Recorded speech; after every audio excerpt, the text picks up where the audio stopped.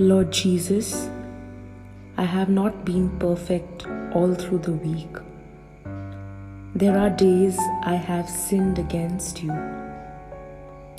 You alone see all my iniquities and searches through my heart.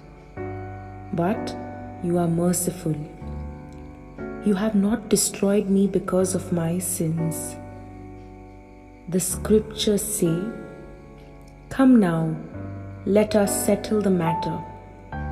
Though your sins are like scarlet, they shall be as white as snow.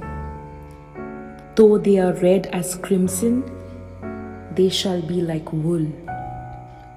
Therefore, I come before your presence to cleanse me of my iniquities.